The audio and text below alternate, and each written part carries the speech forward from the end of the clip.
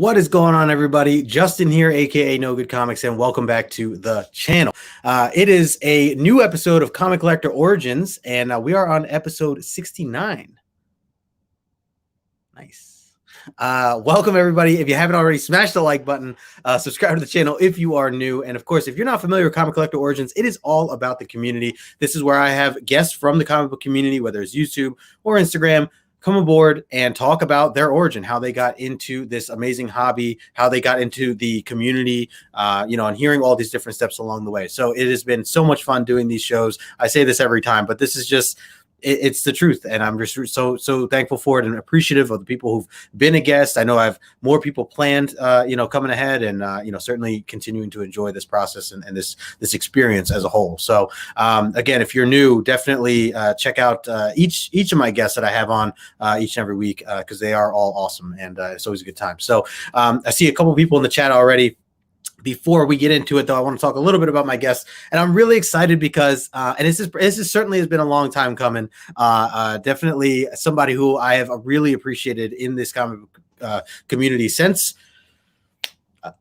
a year and a half. Maybe it definitely was like at least the pandemic. I think a lot more people I started to really start connecting with during this time, and my guest is one of them. And I think the first time we had met was through Bueller's live chats, and just starting to see him on a regular basis in those live chats during the Monday premiered streams that he's always had go on. And we've just become very good friends since then. And I always, it started off as like a joke of calling him my DC brother, but he and I, we definitely have done a lot of exploring over the past year and a half of DC, and some people might even consider calling me a DC guy now at this point, as we were always Marvel guys. So, but yeah, it's always a good time. And of course, I'm talking about my man Phable, aka One Collection Down. Let me bring him on right now. Station, brother. Station. What's going on, bro? How you doing, man? Oh man, I'm doing good, man. Just hanging, kind of nervous, Come on, man. This is not your first time on this channel. Man, episode 69. What a coincidence, right? How'd you work that out, Phable? How'd you work that out? Man, I seriously, man, I can't thank you enough for taking some time to be on. I know this has obviously been a long time coming, and it's funny because like as the Bad Batch crew has really grown and developed, I strategically have considered like, all right, like I gotta space some of you guys out because I can't just have everybody. I've had Herm on here before, TM. Like you gotta space some things out. So, but you've been, obviously on my list for a long time, and just as a friend, just you've been a great person in this community. Someone that obviously, we've had plenty of conversations about a lot of different things, and so I appreciate you just as who you are. So thank you for being here. Anytime, man. I was just waiting on the call. I'm like, damn, TM is on there? Yeah, man. Jeez, what the heck? What's going on here? Yeah, this guy. And of course, we're gonna get into this stuff, but in case anybody wasn't sure who to blame in general, is this guy right here. So we'll get into those details in just a bit. But for those watching right now, if you're not following Phable, if you're not subbed up to him and checking him out, I put his information in the description below. Definitely visit the crew over there, and we'll get into some of your stuff as well. I know you got a lot of different things of your own going on, and so we'll dive into that. But before we do all that, let's say a quick hello to the chat because I see some people hanging already. So we'll start right at the top here. We got my man Unruly Simeon. What's going on, brother? Thanks for stopping in. There's a bad batch member right there. Comics Kings. What's going on, Brandon? Thanks for hanging out, brother. We got Azor's Tiger, my man Eric, also hanging out with us today. Thanks for swinging by. My man Michael, Sove Collector, chilling with us today as well. What's going on, Sove? We got Ruben Guzman in the house. White Tiger, Cool, Calm, Collected, Cowabunga, my friend. Let's see. We got the man with the stash, Eric Durant. So, yeah, station, bro, station. And of course, we got Big Herm right there. Herminio, always a pleasure to see you, my friend. Station to you. Let's see. Scrolling through, seeing everybody, saying hi to everybody. Circumstances also in the house. Been seeing him recently hanging out on some live streams, putting out some great content over there. So good to see you, Circumstances. All right. I think I got everybody at the moment. but let's dive into this, man. It's been a while now. So first and foremost, I mean, Phable, I told you this is all about you. So I want to know your origin story. Where did it start for you? Where were you at when you first started to gain interest in, comics / characters / movie, whatever it is that came first for you, and what was your environment like? What was around you? How old were you? Things of that nature. I don't know. I think I started my journey into pop culture and comics and cartoons, everything from the very beginning. This is my earliest memories. My first favorite action figure, right? You're a little kid, your favorite action figure, you always have it in your hand when you're like 2 or 3 years old, and that was a Spider-Man figure. And it was a Spider-Man figure from Spider-Man and His Amazing Friends, which was a Saturday morning cartoon that used to come out back in the days with Spider-Man, I believe, Iceman, Firestar, something like that. Classic. Yeah, so I was into the comic book characters before I even knew what a comic book was. Yeah, that's awesome. Yeah, so as far as I can remember, I've always been into this stuff. Like every kid, I love vehicles, right? We all love vehicles. And had the Hot Wheels and all that types of stuff. Yeah. So our pop culture, there's a lot of vehicles in what we love. You know what I mean? From the Batmobile to the DeLorean, to the Ghostbusters machine. You know what I mean? Vehicles. So I guess the first thing that I just fell in love with at like 5 years old, just head over heels, were the Transformers. And what were they? Transforming vehicles. Yeah. Every single one of them almost.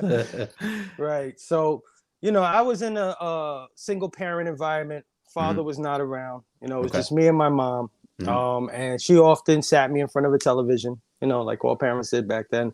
Yeah. And, I grew to love Transformers not only because it was so cool, it had that science fiction itch, had that vehicle itch, that mech robot itch, all scratched, but it also provided like sort of a father figure. Yeah. Right. Because a lot of cartoons back then, they used to have morals, and the stories used to revolve around somebody messing up and then atoning for their sins or whatever. And then the lesson of the day, so Optimus Prime usually doled out these lessons, and I listened, attentively. So yeah, it started really early for me. That's cool. So what about like, when did the comic aspect of it come into play? Was that around that same time? Was it a bit later?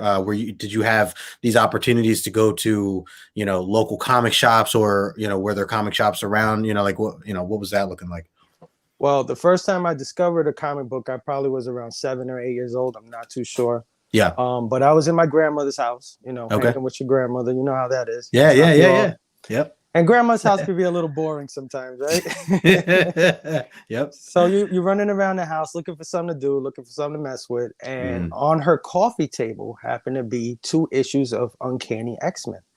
Ooh, okay. Yeah, right. Uncanny X-Men 212 and Uncanny X-Men 213. Now, if you know these comic books, one image is of Wolverine shredded with a bunch of blood splashed across the cover. Yeah. Right. And the next image is Sabretooth and Wolverine face to face, locked in like a death fight, And I was like, what is this? Yeah, I can imagine 7 years old, just like, what? Like, right? Because I knew who Wolverine was already from, like I told you, cartoons, whatever. It was around us, you knew who they were. But I've never seen them bloody like that. Yeah. I've never seen them cut up like that. I said, I got to check this out. What's going on in here? Right. And man, I read those pages, and if you know those issues, is Wolverine versus Sabretooth for the first time. It's also the first time that I believe Psylocke joins the crew, or Betsy Braddock, one of them, something like that. Yep. And I was just enthralled. Yeah. This world of mutants, these freaks. Right. You know what I mean? And sure. So that was it. That was my point of contact right there. Damn, man, that's a heavy set of issues to get into as a first read as a kid. Like, so that's very cool. I'm always it's cool that you can recall that too, like just knowing kind of some of the books that had stood out to you. So just to have books like that, in your collection would be an awesome and special, item to have. So very cool. I wanted to say a quick hello. So a couple other people here in the chat. We got my man Nigel, aka Desired Comics, in the house. What is going on, Nige? We also have AFPC in the house as well, as we've been deeming his name now. So AFPC, good to see you, brother, as he was hanging out with us last night. He's talking about, he said he adored the Transformers. He's with you there for sure. He's always knowing is half the battle. That's right. Herminio says Phable likes Transformers. Mind blown. We got Sheena in the house station. Sheena. Let's see. Yes, everybody else saying hi to each other. Cool. Nigel said he's driving, listening right now. Be safe, bro. Be safe. We appreciate you listening in. So that's cool. Then, so did you have like any as you started to like? Well, so let me ask you this: were you buying comic? Like, were you able to buy comics, or did you have an allowance, or did somebody help you get obtain issues along the way as you got older, or like what did that look like? Well, I didn't buy comics at that point. At that point, I was just taking the comics that I saw in her coffee table, my grandma's coffee table, because these comics belonged to my aunt, who at the time was a little bit older than me. Okay. And I guess she was just collecting them to read them. I don't know how she got her hands on them, but she used to just toss them on the coffee table. Blasphemy, right? Blasphemy. Like, no bagging board? What is this crisis? She just toss them on the coffee table. So I used to steal them, take them home, from grandma's house, and just amass that collection like that. Yeah. And then I had moved when I was 11 years old. So my comic thing was like, I was just reading singular issues and I never got to continue the stories. Right? I would always wonder what the hell happened next. Yeah, you were left hanging. You're left hanging. Yeah. But I loved the art so much and I loved what was going on between the pages that I didn't care. I didn't care, and that was fueling my love for drawing as well, because I would learn how to draw from the comic books. I would trace the comic books, all of that stuff. So I moved when I was 11 years old, several years later, and right around the corner was a comic book shop. So one day we're out shopping in the neighborhood. I look into this shop and I see the comic books on the shelves and everything. And I'm like, this is where they get them. This is where they buy them. It's like heaven right here. Yeah. Oh my gosh. Finally. Right. Like now I know where to buy these things. You know what I mean? I was just so excited. So my mom saw the look on my face. She took me inside. She said, yeah, you can grab a couple or whatever. And cool. I did. I grabbed Spider-Man immediately, X-Men immediately. You know what I mean? I went for all the books that my grandmother had left over, but I never got to finish the story. So mostly Marvel stuff. And I did have an allowance, and because of I don't know, it's like $2, but comic books back then were like 50 cents or 75 cents. I was gonna say you could get a couple at least. So definitely I would take my $2 or $3 allowance, go to the comic book shop, buy the covers that I loved the most, and that's cool.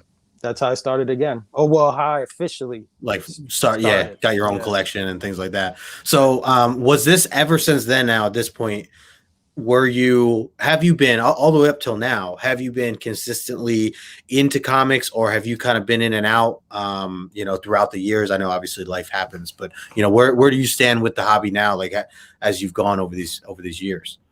Well, when I discovered the comic shop at about 11 years old, I continued that till about I was 14. Okay. Right. Yep. I was still getting an allowance. Maybe it was about $5 or $6 at that time, a little more. But comic books were growing at such a rate. This was the early 90s. Yeah. So that's the Image boom.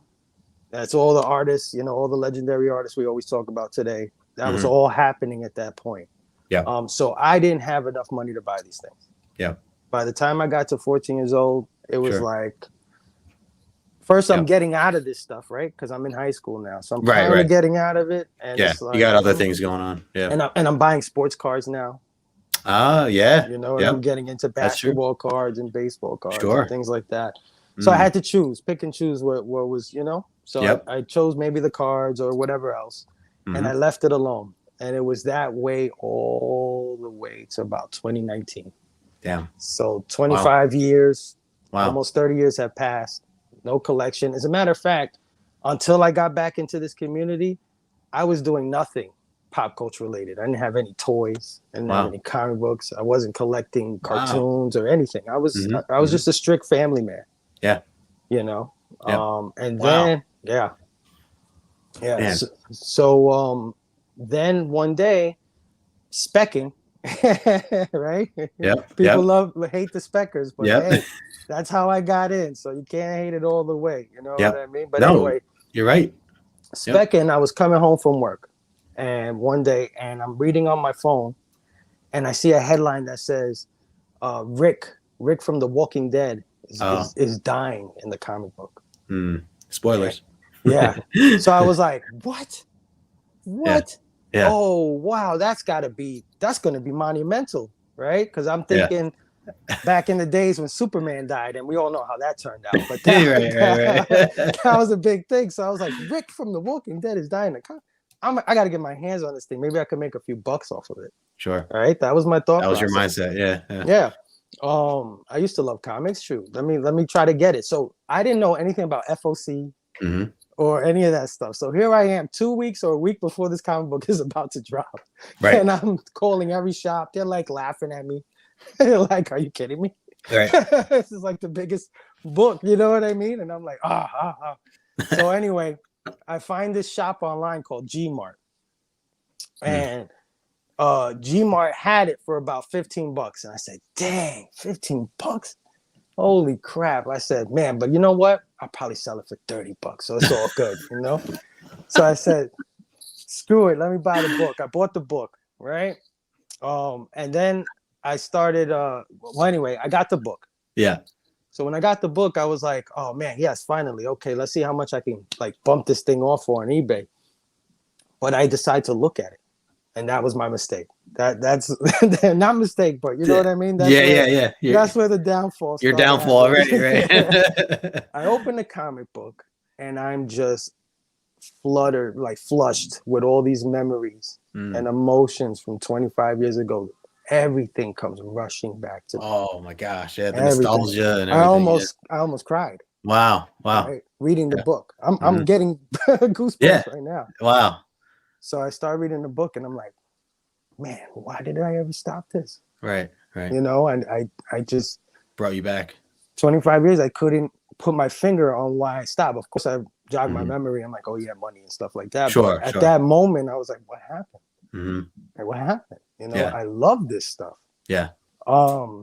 So needless to say, I didn't sell the comic book. I was gonna say, do you have this book? Did you make $30, Phable? No, it's not worth 30 today either. Just to let you know. So anyway, I kept the comic book and I went back to that website, Gmart, and I said, okay, no. As a matter of fact, that's not how it happened. You know, I did. I went back to Gmart and I put it on a pull list. The Walking Dead. Sure. Yeah. Because I didn't know what to collect. And I know that I like the Walking Dead TV show. I knew it was a comic, and I had heard that the comic was better. That's what everybody kept telling me. Comic's better than the TV show. Than the show, yeah. So I put it on my pull list. And after I put it on my pull list, guess what? 2 issues later, it ends. You're like, really? Right? You're like, I'm just getting into this thing. Holy smoke, this is over, right? So then I'm like stuck. I don't know what to do. Yeah, where do you go? I don't know what to collect.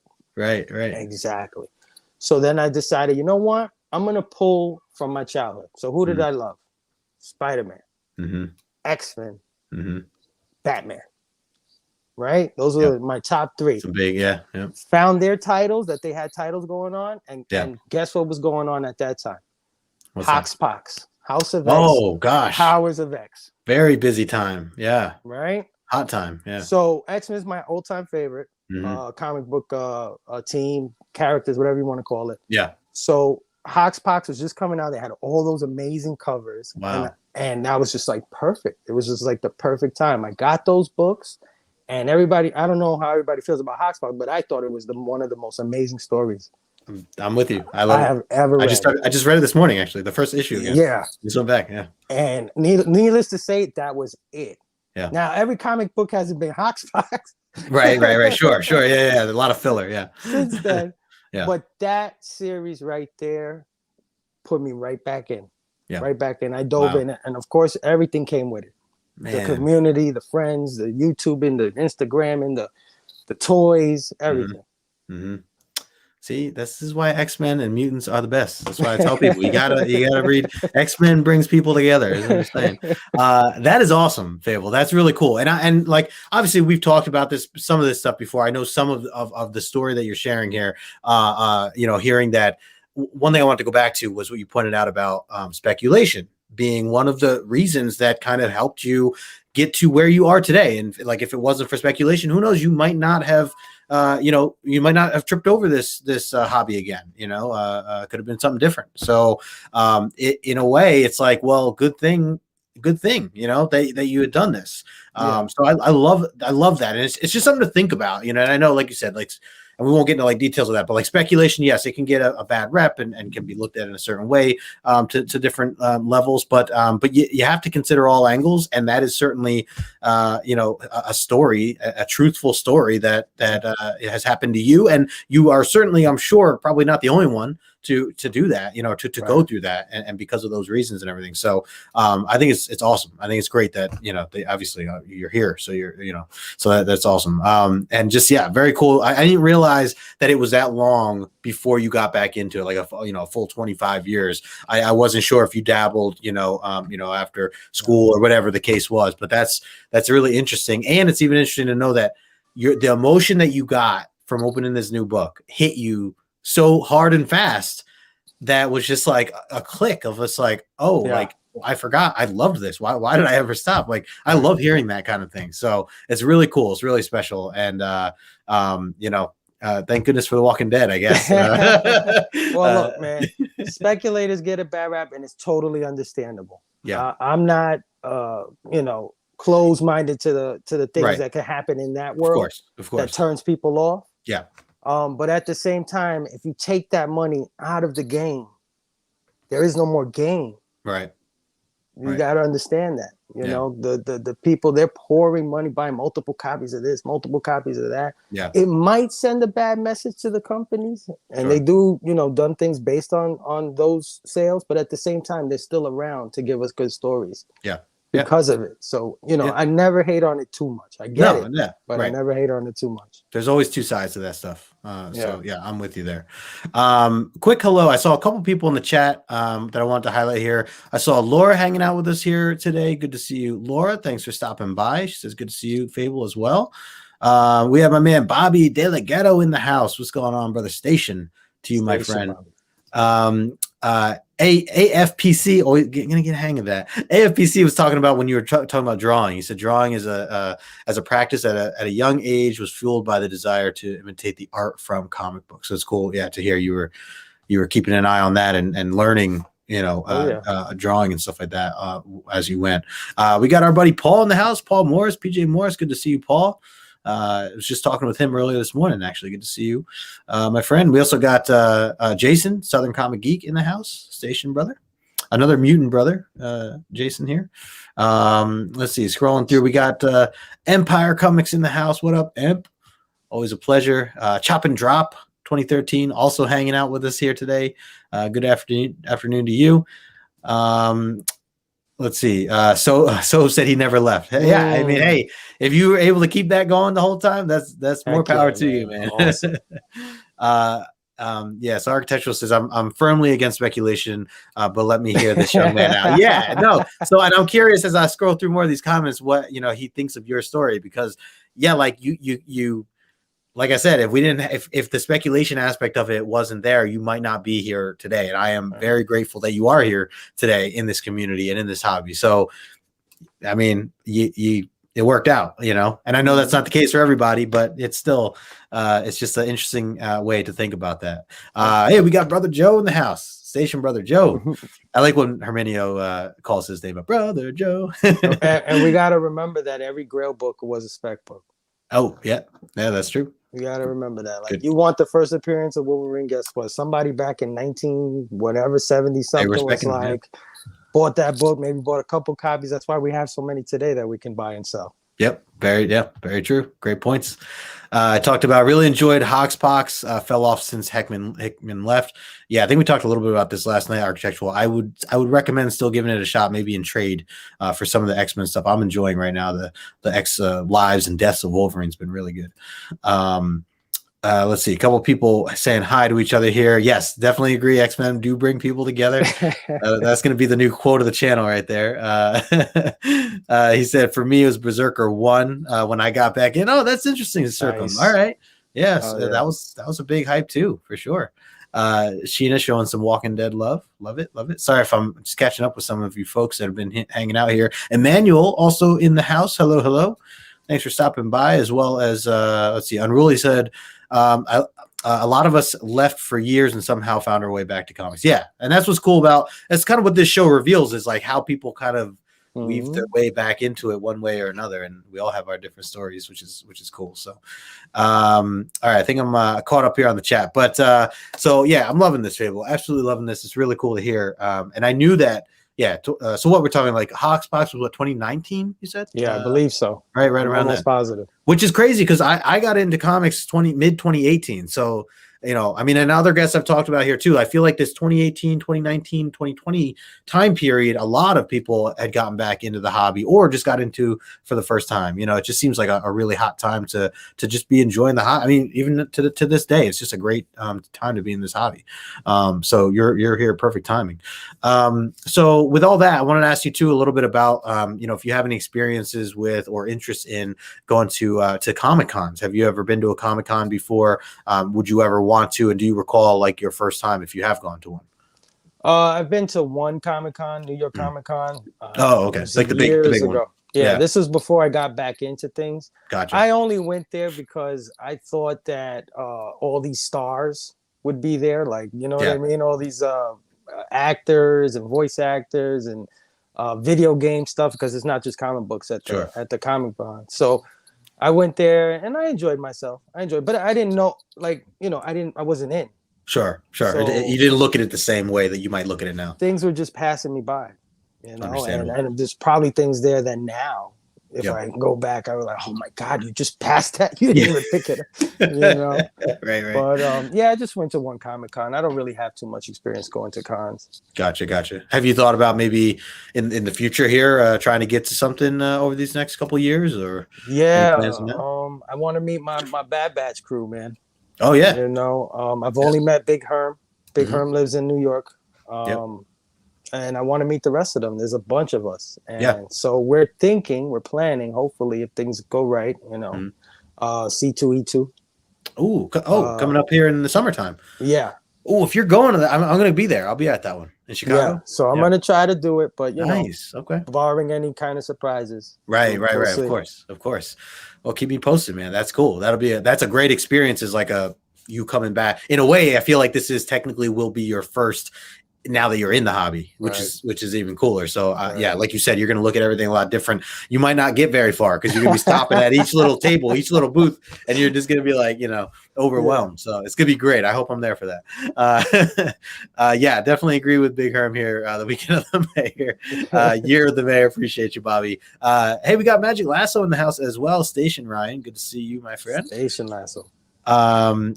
Let's see. Yeah, Empire said I got back in the fall of 2018. Seems like a lot of us came back around the same time. Yeah, 100%, man. I was there too, same like 2018, just kicking off the Instagram account. I didn't even have YouTube. It wasn't even looking at YouTube or anything like that. To me, it was just another social media platform. So, yeah. So with that said, we got Chet in the house too. What's going on, Chet? Station. Bobby said, Justin said he's buying us lunch at C2E2. I love it. Bobby is the best, man. Bobby just slipping that in. I love it. Yeah, so I mentioned Instagram. I want to ask you about how did you come across the community and what made you want to make an Instagram account to begin with? What triggered that? And did you know that there was a community before Instagram? Like, were you what did that look like for you? I had an Instagram, like a personal Instagram. Okay.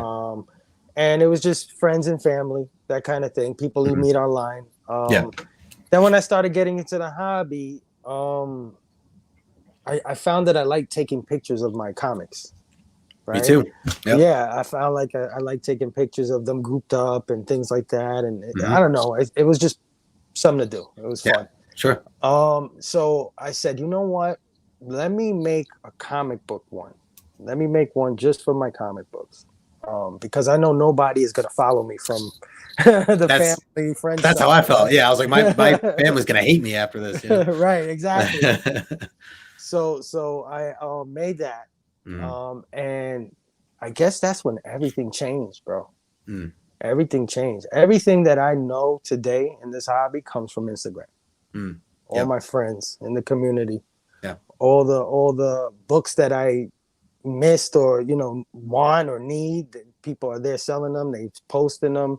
Yep. And all the links to the YouTube thing, to people doing comic book content on YouTube that led to that. Sure. So yeah, man, that I just wanted to show off books. Yeah, no, I love it. That's legit. I'm right there with you. I didn't have any other reason other than I had these books and I didn't know what else to do. I mean, I read them and I'm like, okay, like these cool artwork. Wanted to share the artwork, and I was like, let me just and lonely, right? Lonely. Nobody to talk to. Nobody. Right. You didn't have anyone else in the hobby that was right around. I would read all this cool stuff and have I would say it to some people and they'd be like, oh yeah, whatever. So anyways. Yeah, exactly. You nerd. So and one of the first things that happens when you get into it is that people talk to you. They actually talk to you. Yeah. And then you start finding that you got people talking to you more there than on your personal thing. Yep. Right. Your friends and family, they don't really say much, but these strangers, these complete strangers, oh man, that's so awesome. Oh, you should check out this. And then they send you a DM. They'll get in the DM. Hey, check this. If you like this, check recommendations. This out. And you start talking to them that way. And all of a sudden, this is your world. Yeah. And it's your preferred world. Like I still have that personal Instagram. Sure. But I haven't touched it in over a year. Same. You know what I mean? It's crazy. Yeah. No, you're right. And it's amazing to know that like that's how strong the connections have been. And obviously you and I lived this to each other, meeting people like you were naming the Bad Batch, how you actually haven't even been able to meet everybody yet. And yet in my eyes, seeing you guys are family to each other is the way I view it, like literal brothers, at this point, which is awesome. And it's just crazy to think, yes, not you all haven't actually been in the same room together yet, but that's the power of social media. That's the power of these hangouts and these live streams and Instagram streams. You get to really know somebody and their personality. And like you said, you start DMing them and get to know them, personally, and just talking on a regular basis and about things that we love. It's just passion. So all that together, it obviously sets up for good opportunity to make really close friends. So it's cool that, again, I'm glad that you had that interest of taking pictures of books and just wanted to share that because, And in this community particularly. Yeah. Because I've been in, I might have left the hobbies as we know them, but I was into video games throughout those 25 years that I was out. I was heavily into that. And that hobby, they argue all the time. All the time. Xbox versus PlayStation versus this versus that. It's always an argument. And the comic book community, although there is that does exist, these have been some of the most friendliest, just kindest people I've ever met in my entire life. In this community. Yeah, no, you are very you're spot on with that because I've noticed that as well. Just different random hobbies, even like sports and things like that. It's not necessarily as welcoming. Others are not as welcoming as this particular one is, and I feel like there is something just very different. With the people we've met, and you just become real friends with this, which is cool. So, great point there. I see a lot of people too, kind of chiming in, definitely agreeing. It's I don't even mess with his real Instagram. Circum was talking about. Let's see. Architectural says I'm a fan of the comics medium and its history, not a commodification. Commodification. I was like, oh god, commodification of comics, or their reduction to the future market. Everyone I know in real life hates comics. That's basically.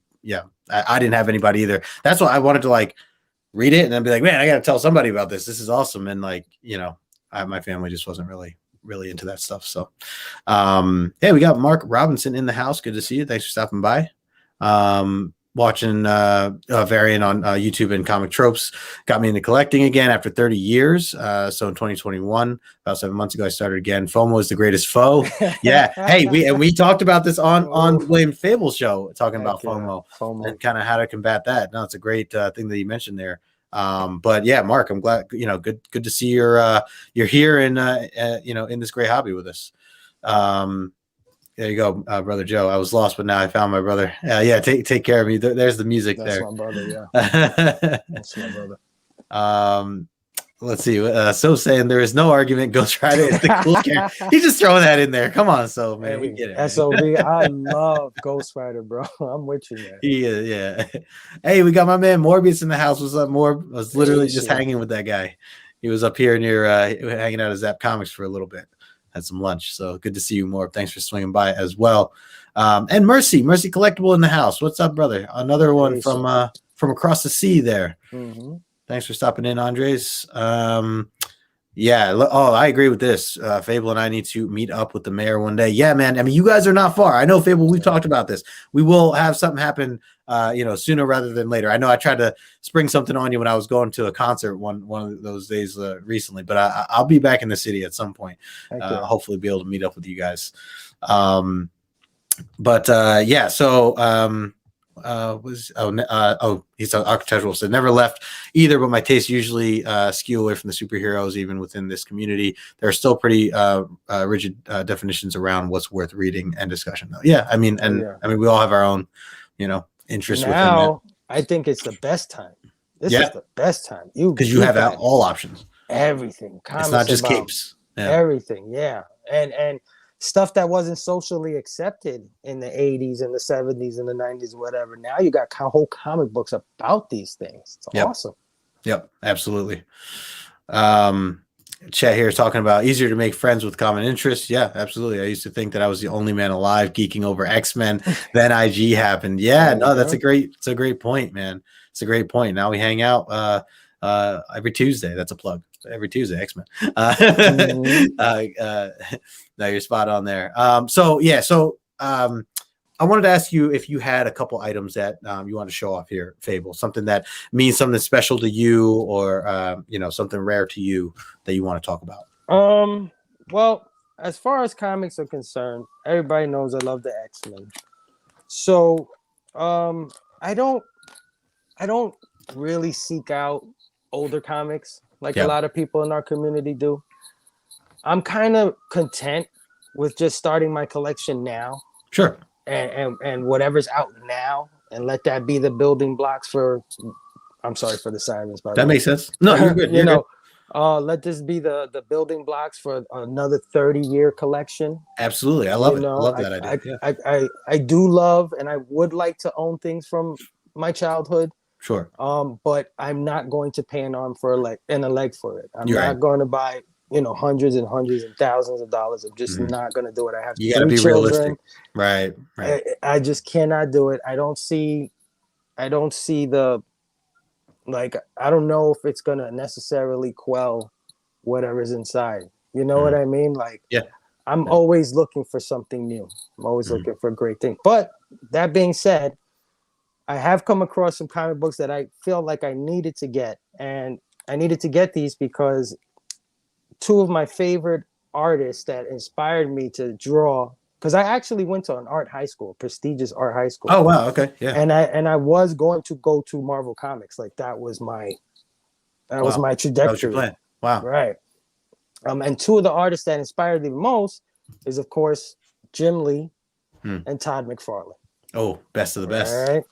Big names. Yeah, huge names. So when I got back in, I just, on a whim, I said, let me see if I can get something from those guys from the 90s and see, just price checking, right? So I happened to find Jim Lee's X-Men, #1, right? Yep. Classics right there. Oh, I love that cover. All of them. Yep. Right, all the #1s, all the connecting. Let me bring you up here. There you go. The connecting covers, all of this stuff. So cool, dude. For $20, I got this whole stack on eBay for $20. On eBay, nice. Yeah. The description was in the back of a comic shop for 30 years. Wow. So these things are in mint condition. Wow. like mint condition. I'll tell you, beautiful. Off the rack. Yeah, $20. Beautiful. So happy to have this. We'll never trade this. We'll never give this away. And then I just recently did it again. I bought this Uncanny X-Men 273. 273. Nice. Oh yeah, 274. I know that one. And 275. Some more Jim Lee goodness right there. Yeah. $8. Wow. Damn. $8 for this shipped.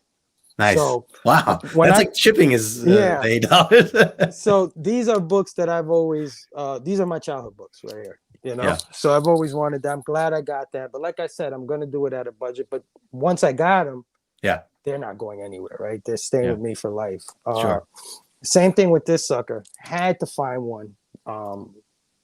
Spider-Man #1, McFarlane, homage to death. Right, this cover right here, still going, still being homage.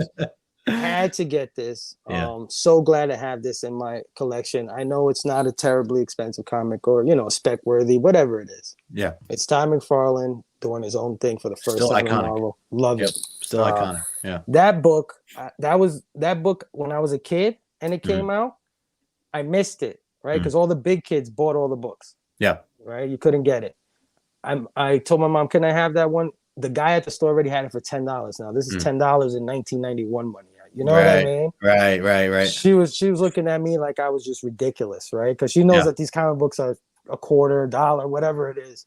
Yeah. But she got it for me. But when my books left me, I had to get that one. Anyway, long story short, last book I'm gonna show. Yeah. This book was given to me by Bobby Delgado. Oh. Love you, Bobby Delgado. There he is. We talk on the back chats a lot on the Instagrams, and he must have heard me talk about this book because one day he sends me a package of books, and in there was Amazing Spider-Man. You were missing this. I remember you talking about this. Yes, this comic book is what maybe got me into Todd McFarlane. Wow, that's the last work on that series, right? Yeah, I think so. I'm not sure. I think that ended that bit for him. That's cool. Todd McFarlane. One of the reasons I love him is because he draws characters so much different than everybody else. Yeah, you could recognize it from far away. His Hulk. Nobody draws Hulk like Todd McFarlane. You know what I mean? And this book captured me when I was a kid. So Bobby sent me this maybe a year or two ago. Wow. And I'll never get rid of it. Thank you, Bobby. It means a lot to me. That's awesome. That is so special, man. I love hearing these, especially like you said, as like an A-OK, as a gift, an act of kindness. It's extra special to see that kind of stuff. So that's a for life book right there for you. No other copy matters. So that's cool. Couple people in the chat that I jumped in. I saw Geek Aficionado. Thanks for stopping in, man. I missed Candace earlier. So Candace, thank you for stopping in as well. And VP also in the house. So there's Candace. There's VP. Geek Aficionado. Appreciate all y'all swinging by here. Inja Binja. What up, Inja? Hey, Inja Station. Appreciate you swinging by as well. I was trying to catch up here on the chat. I think I got everybody here. Yeah, a lot of people showing some love to the books that you've been putting up here, Phable. A lot of nice comments here in the chat. I was trying to light them up as you were going.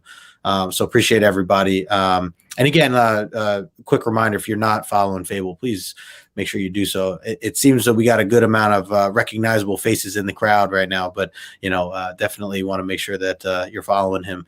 Phable, love those. Those are great. I guess my another big question for you is, I see a lot of these. I see the mountain growing behind you. I feel like every time we talk, little by little, another stack goes up. What is the big plan for you, at least right now? Like, what would you say your goal is with this hobby? Especially with the books that you have. Are these books that eventually you're going to sell, or you're going to give to other family members, or you're going to donate, or you're going to take them to the grave with you? What's kind of the plan, at least as of right now? Where do you see yourself with your collection? Well, the collection is large in part due to my exploration of the hobby. Sure. Okay. Right. Yeah. I bought a lot of stuff, trying to figure out who's who, what do I like, what I don't like. Right. So I have a lot of books, but a lot of them I don't care for, particularly. So one goal is to cull this collection, to distill it down to its base. My interests. I know I like this artist. I know I like this writer. I know I like this company. Yeah. That kind of thing. Yeah. definitely plan on getting rid of these, whether it's by selling or giving. I'm totally planning to send out a lot of books to a lot of people in the community. Nice. It's definitely in my plans. Nice. My ultimate goal, though, is to open up a shop. Oh wow. Okay. Cool. Yeah, Very cool.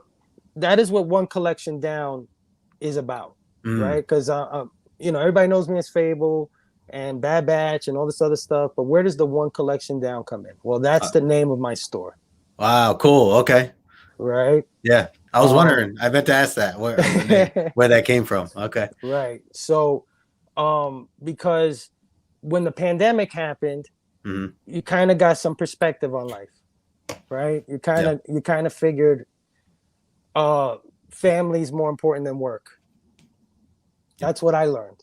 Yeah. That was my lesson coming out of this thing. Because I used to be a workaholic. That's all I used to do. I didn't care. It's just about work. Right. Making money, whatever the case may be. But now I realize that it's all about family and it's all about the things you love doing. Do those things. People disappear in a blink of an eye. Look at all the legends we lost in the first 2 months of this year. Yeah. Yeah. Right. So I don't want to spend the next 40 years of my life working for somebody else that doesn't appreciate you, that'll replace you in a second. I want to do my own thing, and I want to be surrounded by the things that I love. Yeah. Till I die, right? So opening up a shop with not just comics, but everything we love. Everything. I want to have all of it represented, from toys to video games to comic books, back issues, trades, whatever you have, you anime, all of that stuff. That's my goal. Now, that's what the One Collection Down is about. And, I put it as a OCD, right? Because that's what I think I have. I have a mean OCD. There's the secret behind the secret. With my collecting, right? So, that's what that's all about. That's my ultimate goal with all of this stuff. Yeah. Yeah. Wow. Had no idea, man. That's awesome. That's really cool. Big Herm says he wants to work for you there. There you go. Got your first employee all lined up. Inja's loving it. Beautiful perspective. I know it'll work out for you, and you have everyone rooting for you, I'm sure. Yeah, absolutely. Well said there. Where do I submit my application to be regional manager? There you go. See, man, yeah, that's great, man. No, it's really cool, Phable, and I could totally see that, and makes all the sense in the world. Like you said, you're being surrounded by the things that you love, all aspects of it too, which is awesome. And you are bringing joy to the community, the literal community around you, the people that would shop at your shop, young folks that are coming in, and then obviously the community, the comic book community as well. So it's really cool. Yeah, Bobby says I'm going to work the door checking IDs. Yeah, you gotta before you get in. And all these relationships that I've built in this community, because I don't do the sub for sub thing. I don't do the like for like thing. Everybody that I have a relationship in this community is not a mutually beneficial relationship. It's an honest relationship. It's built out of genuinely liking each other. And I'm hoping that those relationships will help me with this plan that I have, that I'm going to hit Justin up, and I'm like, Justin, cut me a 30-second commercial, bro. You got it, man. Done. Consider it done. Absolutely. Heck shop here, go here, and you know what I mean. And that's why I give so much of myself to the community, because I want to help other people, because I know I'm going to need them one day. I know I'm going to need their help, and I hope that I've done enough for them to be like, Fabe, I got you. Yeah, that's awesome. Yep, absolutely. I saw, I wanted to highlight this too. Mercy said, I would love to visit the US and go to visit Phable, take in that geekiness. Yeah. Put that on your list, Mercy. By the time you get here, that store will be up, man. Let's see. Architectural is asking that you're in New York City. Yes, sir. And Mark said, I think lots of collectors have OCD. Yeah, you're definitely not alone there. Got to have everything, just right. Let's see. A lot of great comments here. I can go out and find customers. It's just like you're going shopping at Phable store right now. Go spend money right now. So good. Yeah, the or else. That's what gets me there. Hey, we got Rudy in the house. Station Rudy. Thanks for stopping in, man. So very good, very good. another question here before, because I have a whole rapid fire segment that I want to, dive into with you. And of course, everybody, we have 21 people hanging out with us right now. So, appreciate everybody been hanging. Yeah. Make sure that you are following Phable. Again, like I said, if you're not already, his information is in the description below. So Phable, I want to ask you, from your perspective, your experience, what type of advice comes to mind to give to someone who might be brand new to comics? Maybe they're not even maybe they haven't even dipped their toe in the water yet, and they're just considering, hey, I think I might want to start, reading some books or collecting some books or buying some books. Like, what is something that general that comes to mind for you that you would say to that person? That's a tough question. That's a good one. I would say, don't fall for the gimmicks. Don't fall for the hype. Yeah. Find what you love and go ham on that. Mm-hmm. Yep. Right now, that's probably what do you call it? A dual-edged sword, because in order to find what you love, you might have to spend some money on some some stuff that exploring. You don't like, right? But once you find that niche, once you find that corner that you like of whatever hobby you're into, then go that, go crazy on that. Yeah. Don't listen to everybody else telling you what's hot, what's the hottest thing of the week, what's this, what's that. Yep. That FOMO. Yeah, don't fall for the FOMO. And it's tough. It's so difficult. Absolutely. Every week we're battling it every week. Right. It's a mental thing, like AC architectural panels and he doesn't like the money aspect of it. He doesn't like the and I would agree. That's how you should go at it. You should go at it. Don't think about money. Don't think about hype. Think about what you love and get that. Yep. He's in the Bronx, by the way. He just mentioned. Oh, nice. Patient. So that's awesome. You got a neighbor there. We also got Rogue collecting in the house. What's going on, Rogue? Rogue, yeah. Great advice, man, and it definitely speaks volumes for anyone. I mean, whether they're new or old. Like you said, I'm still every day fighting FOMO. Fighting those top 10 lists and everything else that people are showing and talking about. So because next week is a whole new batch. Yeah, it's Christmas all over again. Yeah, anything you miss, don't worry about it. It's something coming down the line for you. Trust me.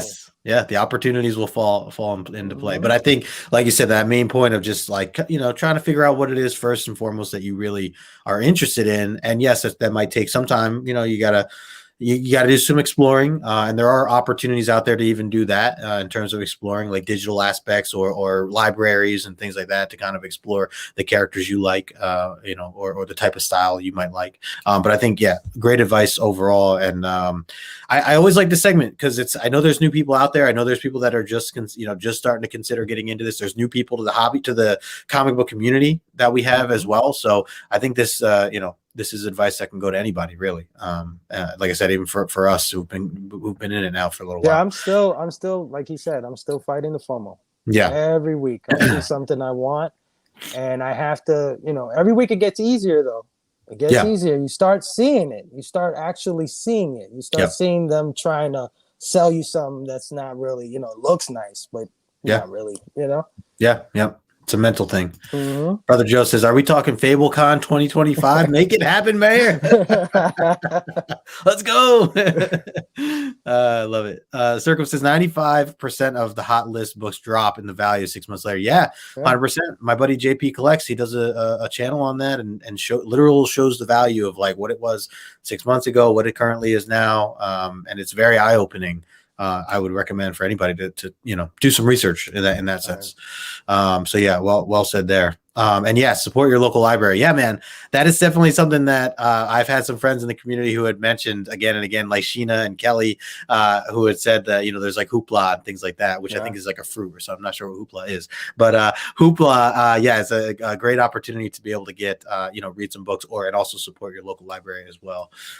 So good call there also. All right. So Phable, I want to get into some of this rapid fire stuff because we got a couple questions. And of course, I know you've seen the show show. We're gonna do some comic book related, and then we're gonna do some non-comic book related. And I'm gonna tell you now, you have to pick one. When I say you have an option, there's no big Herm here. There's no Herminio picking 2 to 3 options. You know what I mean? Man, he was a professional at that, man. He's like, wow. He's like, normally I'd pick this, but I also would have better. It's easier to ask him what he doesn't like than what he does. Like. That's true. That's true. That's how I should. That's how I should have approached it that way. Hey, we got John Ross in the house. What's going on, John? Says you got to hit the rewind. We appreciate you, man, for stopping by here. Mark says there's nothing wrong with doing this for the love of the books, but I will slab my books so that after I'm gone, my family can have several. No, absolutely. There's definitely all that type of angle to consider as well.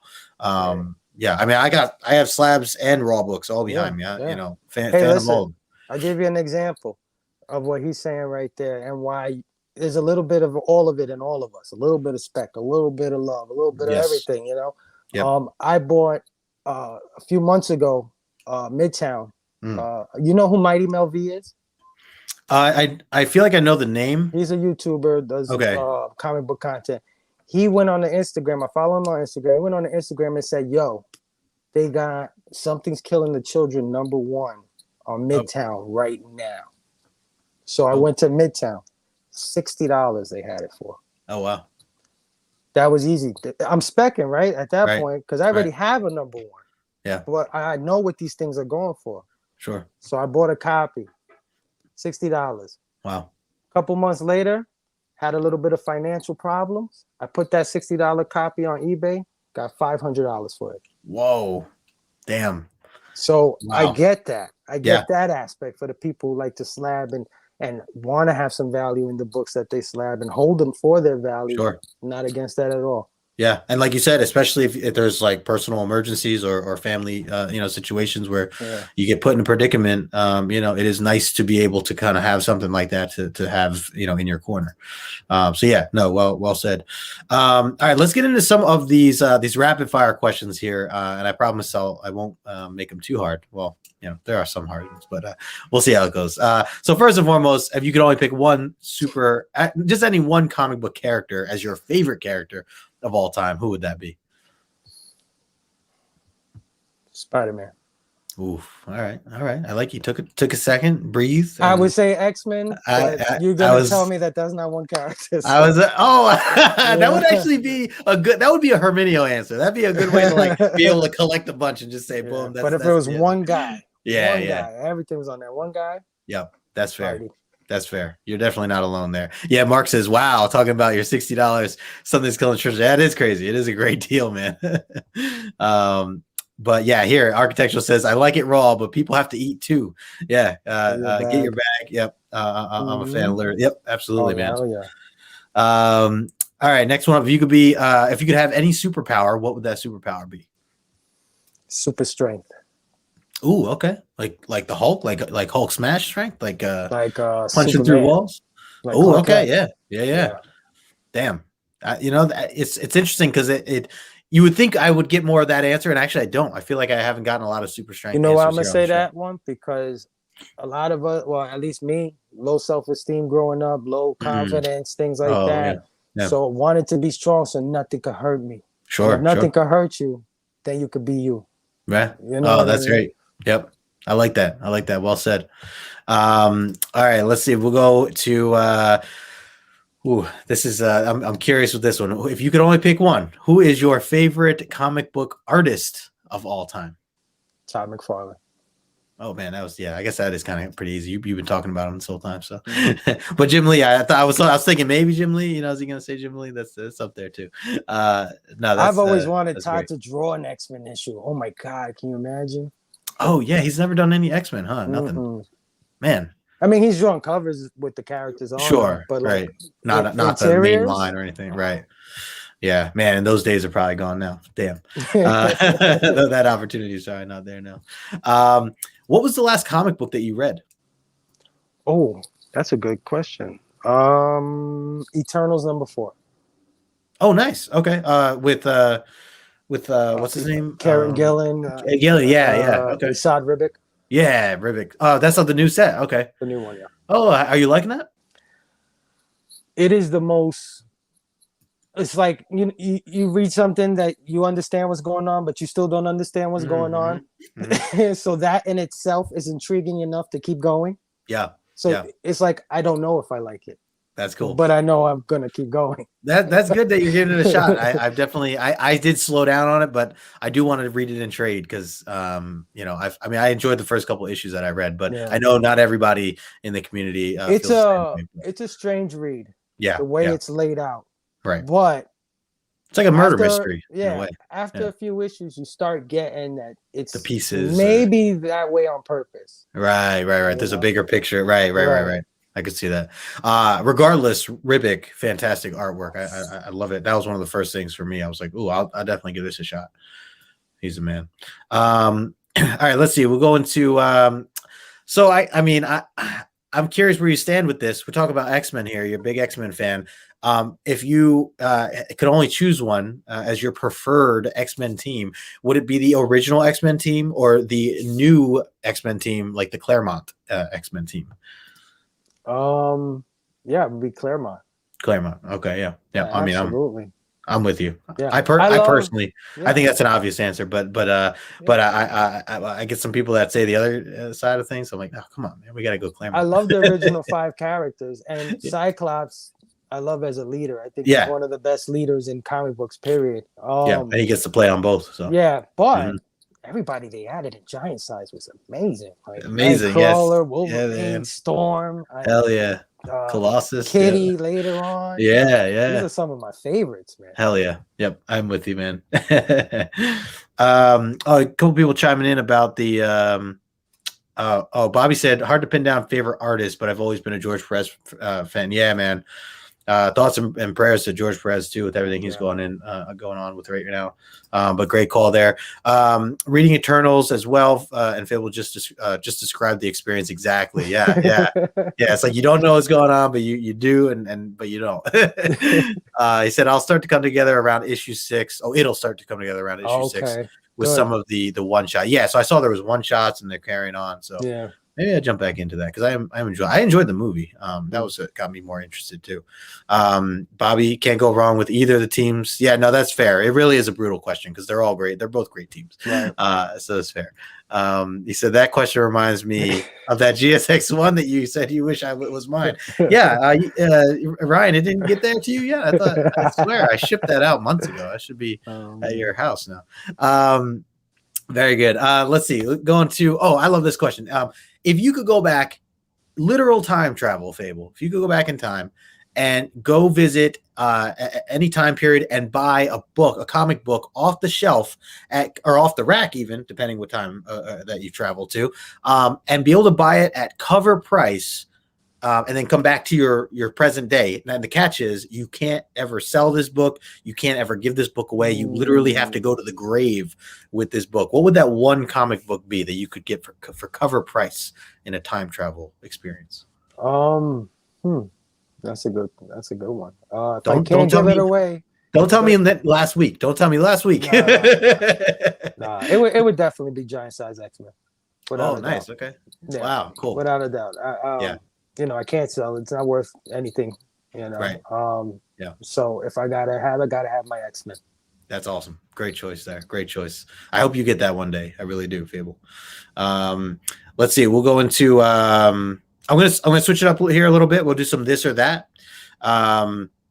Actually, before I do, I just want to highlight. He said, "Architectural said I love Claremont's, even Simonson's New Mutants." Oh, that's interesting. Yeah. I have not read that. Simonson's New Mutants. So good. Yeah. Man, I'm slowly getting there. I got the Omni X-Men, so I'm just slowly, the year 2050, John and I will be on the New Mutant stuff.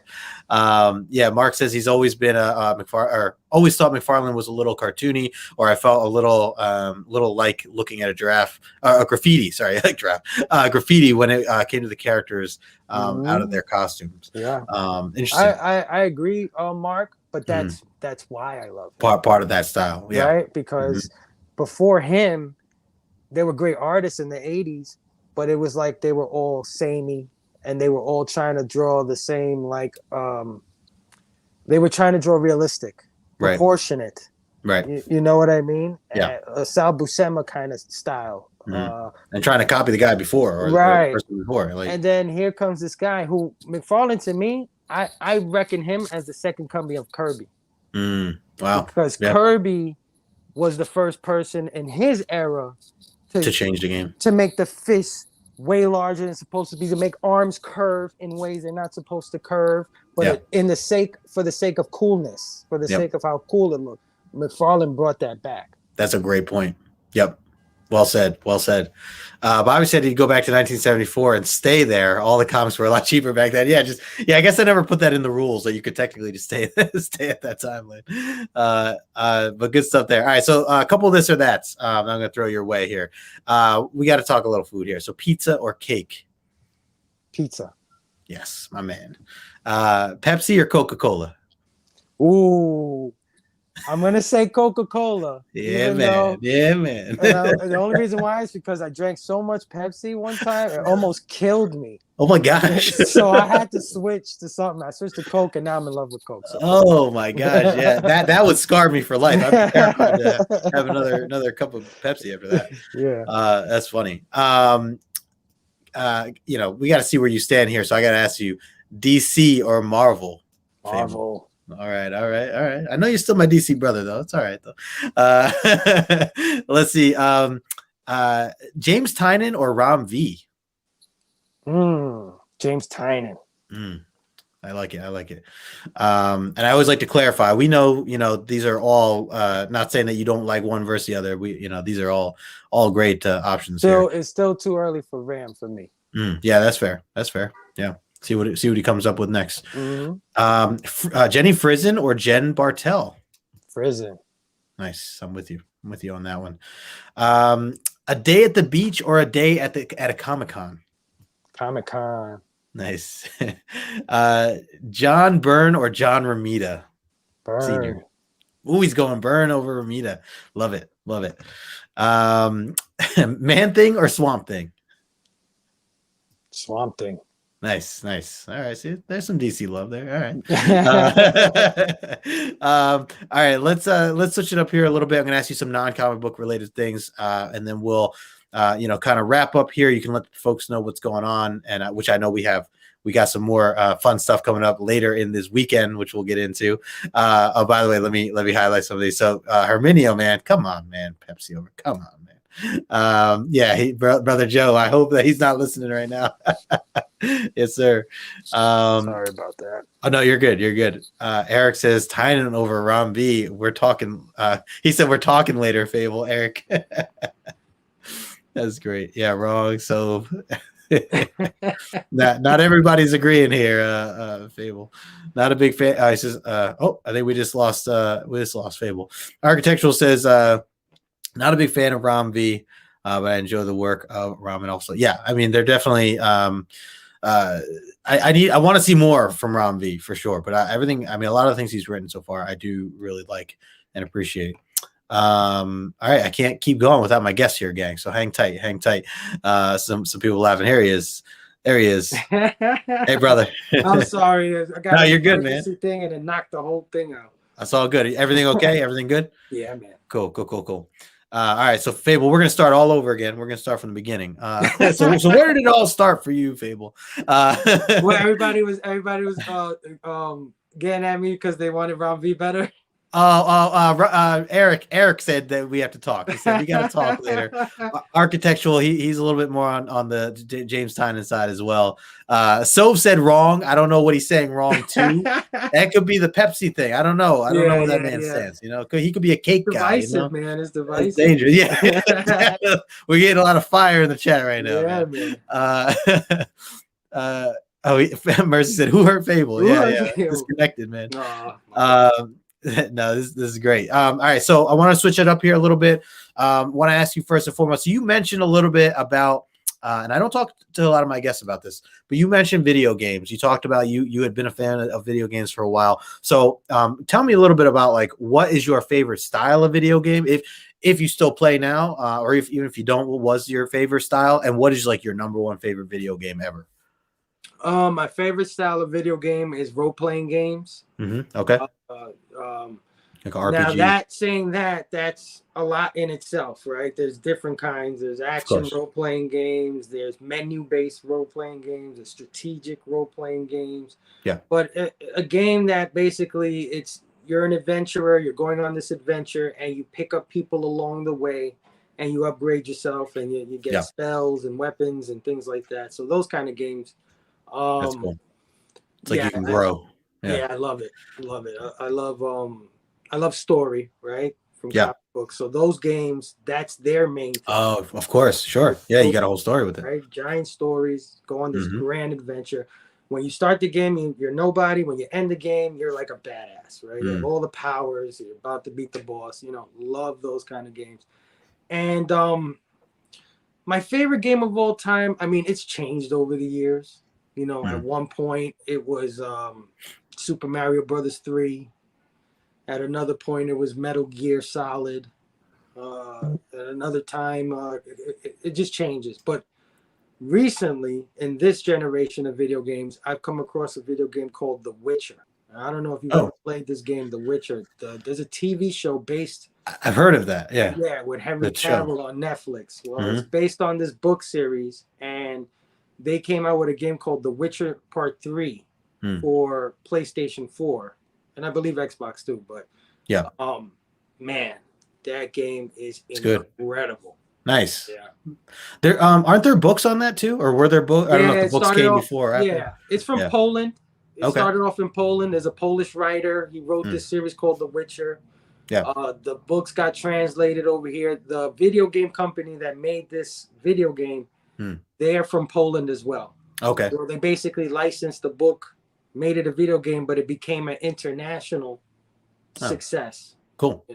That's cool. Oh wow, I had no idea. I know it's got a big fan base, but yeah, I knew something about the books. So here, Michael said Man Thing over Swamp Thing is what he's talking about. I don't know. So I don't know, man. He did tell me. He actually went last time I saw him in person at a con. He did tell me that check out some Man Thing. Oh, you know what? I got a new appreciation for Man Thing SOV when I was with Brandon and John's Comics with Kids. We covered an issue of X-Men that heavily featured Man Thing. And I found some things out about him that made him really cool. So that's a good point. That was fun. Yeah, that was good. That's a good point. Sergio says, I blame Justin and these gotcha questions. Yeah, no, they're tough. All right, let's see. I'm gonna keep this going here.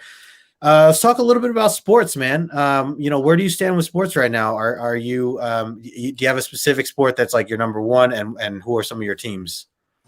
I was heavy into sports over the years. In these last few years, I kind of stepped away from sports because you can't do it all. You can't watch all these movies. You can't read all these comics. You can't play all these video games. Something has to go. I was even into wrestling. I used to love wrestling a few years ago. That's awesome. Same here. Yeah. So I got out of that too. Unfortunately, my love is not gone for it. Sure. I'm sure I'm gonna fall into one of those again. Right. It's just your time. It's just your time that you're putting. Right. But I guess my favorite sport would probably be basketball. Okay. Yeah. I'm a big Knicks fan. I'm a big New York team fan. Period. So nice. Knicks. Yankees. Yeah. Yeah. None of the Ets though. Can't. Okay, I was gonna ask. Mets, Nets, Jets. Get them out.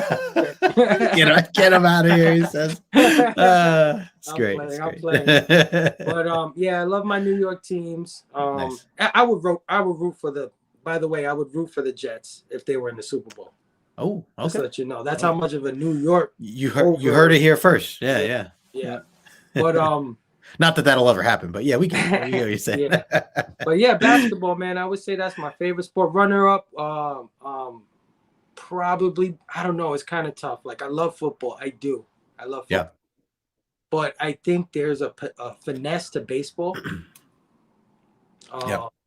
That is just, I don't know, maybe inches it a little bit higher for me because I'm from the Bronx, Yankees. You already know. It's in your blood if you're out here. Right. I went to a lot of Yankees games as a kid. That's cool. But b-ball, basketball, man. That's my favorite. Love it. I think I just lost a subscriber here, by the way. That's good. Sorry, Herm. Yeah, Bobby talking about the Chiefs here. What? No, no, Chiefs no. want you, No. Phable. Yeah, Herm, we're with you there for Go sure. Yankees, yeah. That's the thing. I feel like maybe we mentioned something like this, or maybe I talked to Herm about it, or so maybe it was Herm, where I said something like we should, or maybe it was TM actually, because I feel like it was the thought was with you guys, and I was thinking that we should do like a day at a Yankee game or something to meet up at a Yankee game, so, some of the community members, whoever, that live in this area. I feel like it was either Herm or it might have been TM, because it might have been him saying like TM's got to come down here, to New York sometime. But either way, like definitely would be a cool opportunity and a fun time, obviously, with that. So yeah, I got a lot of New York in here. I love it. New York stand up, love it. All right, let's talk about music. I know you are an avid fan of music. I think you and I have kind of talked a little bit about this in the past, but where do you stand with like, what's your favorite genre if you have one, and who's your favorite artist or band if you had to like, really single it down to one or two that really come to mind as like a special artist or group to you? My favorite genre is hip hop. Yeah. It's just something that has been in my life since I could remember. Yeah. I'm from the Bronx, of course. Again, birthplace of hip hop, so it's on every corner, everywhere you look. So that's always been my first love. Yeah. I also love hip hop because it's so versatile, a genre, whichever way you want to say it. Sure. I love rock. I love everything in between, but sometimes those genres are beholden to their tropes, right? Like, fair. But you can have guitars in hip hop. Yeah, they blend. There's a lot of blend. Flutes, violins, horns. You can do whatever you want. Sure. As long as you got that boom bap. Yep. Right. Yep. The creativity of lyrics. We've heard some great songs, but man, what if you condense all those songs into a bar, like these guys do? Sometimes they spit whole songs in one bridge. Blows my mind, man. To this day, it still blows my mind. Yeah, new rappers, old rappers. So I love hip hop. Favorite artist would have to be Jay-Z. Oh wow, okay, yeah. I think Jay-Z is one of the best up there. I think he's the king. Yeah. Period. Yeah. In every aspect of the game. Sure. Right, from the business end down to the lyrical end, down to the albums and Grammys and whatever you want to have it. Yeah. And best group, it's really hard. It's either Mobb Deep, Prodigy and Havoc. Nice. Yep. Or Wu-Tang Clan. It's very difficult. I should put that in my questions. Damn. My this or that. That is tough. It's funny. I had gone through I don't want to call it a phase. Well, I guess a phase in a way where I had really did a deep dive on both of those artists years ago, and then I like explored other like more underground and artists that have not had the shine or as known or whatever. And so it's interesting that you bring those two up specifically because Hell on Earth was one of my favorite. I remember outside shoveling at my parents' house when I was listening, and I remember I didn't want to be outside. I was like pissed. I don't know what happened. Like I don't know if I was just angry about something else or I was just outside, had to do work outside, whatever. Had to shovel, and it was a big storm or whatever. And I remember having headphones in and jamming to that while I was like shoveling, and that was my that was like an experience. You don't realize how much Mobb Deep contributed to the game. When you go over their classics, you start going, holy smoke, these guys should have been a lot bigger than they probably were. Oh, totally. Yeah, no, that's a good point. Yeah. So that's cool. Those are definitely some big obviously Wu-Tang as well. I actually got into Wu-Tang from it's really weird angle of how I got into listening to them, but I had someone introduce a mixed album where they took Wu-Tang's lyrics and I think it was Wu-Tang who did this, Wu-Tang's lyrics and the Beatles music and made it hip hop. Have you heard of this? Have you ever heard of this? Oh, I've never heard of this. Oh my God. Like they had Cream, they had all these different, but it was with the Beatles music, and it was like it was cut up. So I'm pretty sure it was someone from Wu-Tang who actually cut it up and made it be what it is. And it's not like an official album because obviously the Beatles didn't give the okay for this. So you can't. I don't think you can find it on like like the Jay-Z Linkin Park thing. Kind of. I mean, it's really good though. I mean, it's like I would highly recommend if anybody was like not sure of like getting into Wu-Tang, like and if you like the Beatles, I mean, I'm a fan of the Beatles too, so like that kind of helped as well. It kind of pulled in both worlds for me. But anyways, that's it's just I'm reminiscing as you bring the RZA, the head Wu-Tang guy made the music, the beats for them. For the most part, he's a genius. It actually probably was him that did this. Yeah, the cut up. The RZA is a phenomenal producer. Like especially in those days. He's got a very rough style, and it's awesome. Yeah, very unique too. I mean, not a lot of people have that. Mm-hmm. Some comments here. Talking about the music. Oh, we got Manny Station. Manny, good to see you, brother. Station, Manny. Thanks for swinging by. Bobby talked about. He said, "See, Justin, hard work does build character. Let's get out there and do some hard work, man." Yeah. Bobby, man, he's the best, bro. I was like, man, I gotta struggle, man. I'm gonna put on some hell on earth, man. That's where I'm living right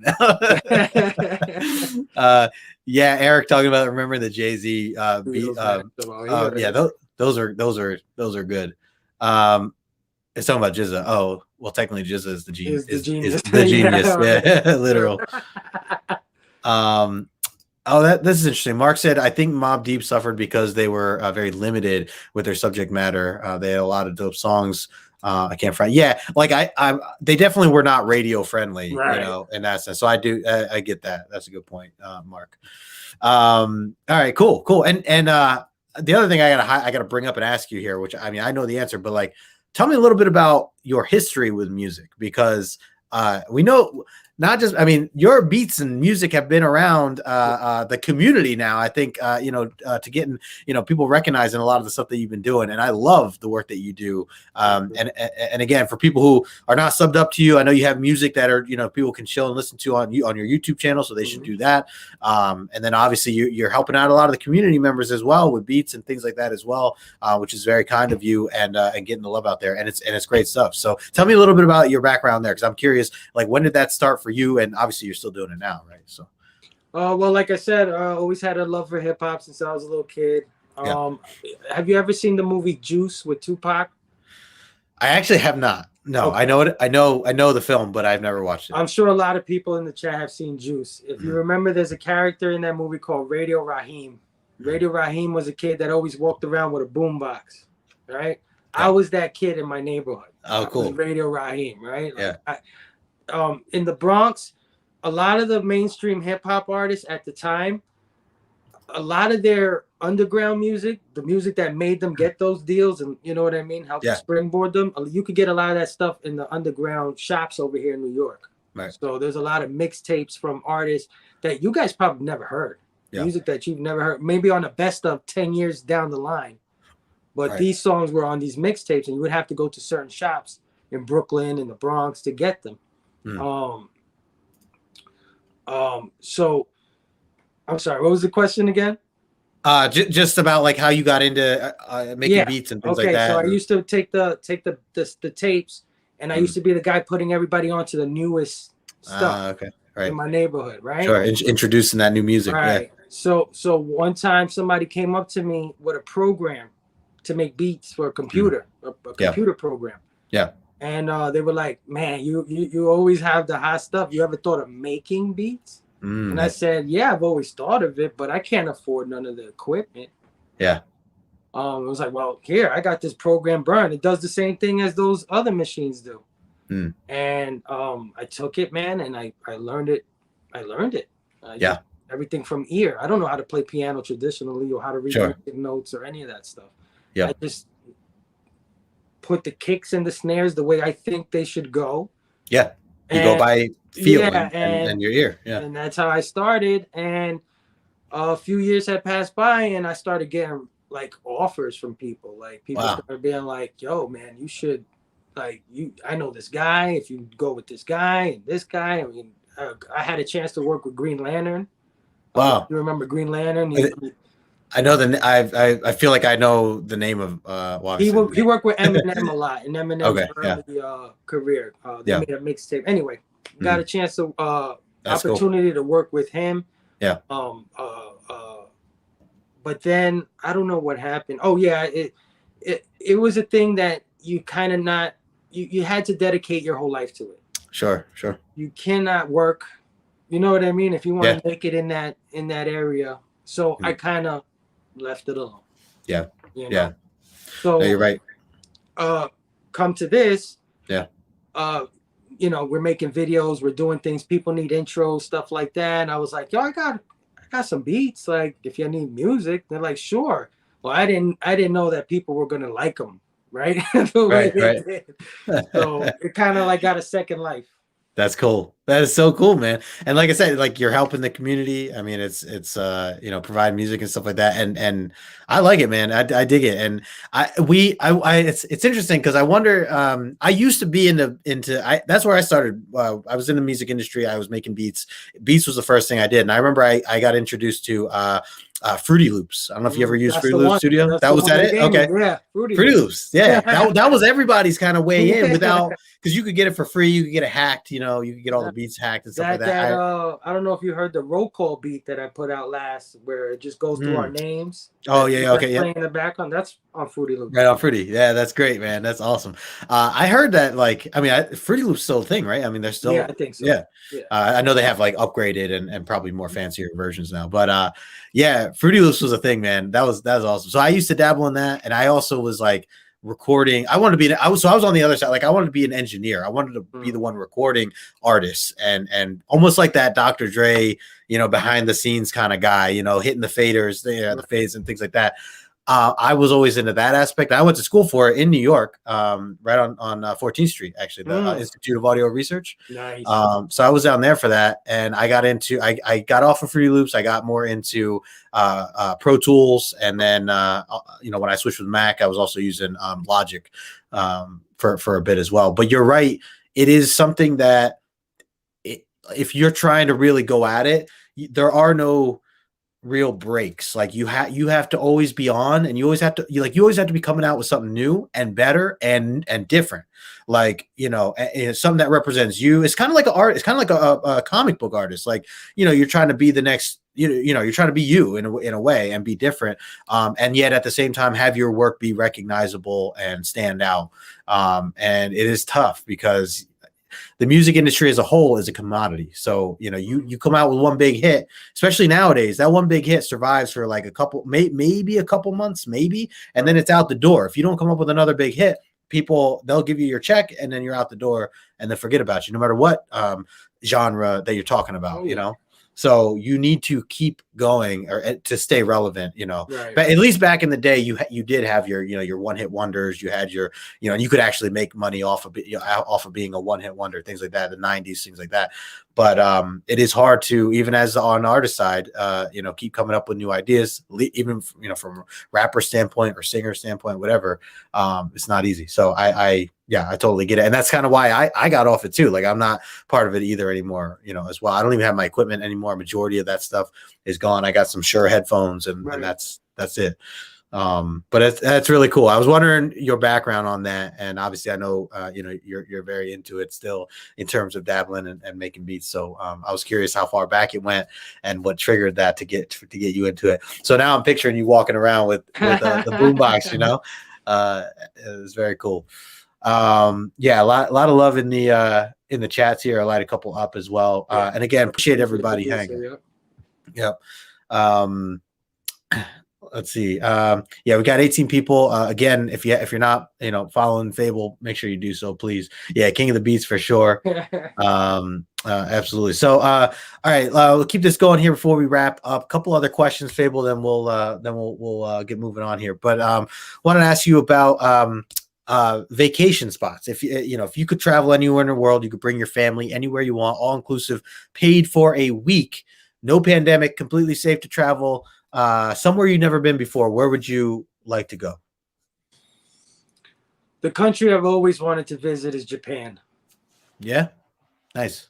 I would love to go to Japan. Just because so many of my loves come from that culture. Oh yeah, yeah. I would love to see their culture on the ground level and Yeah. see and connect the dots from, physical, being there to see these are the guys that came up with, video games. They came up with anime. They came up with all this cool stuff that we love.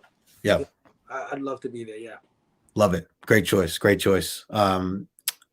Next question I want to ask you here was, or not really, or I guess the question, how would you describe, if you name 3 elements on how you would describe a perfect day? 3 things that would have to happen in that day for you to be like, man, that was a perfect day I just went through. Good weather.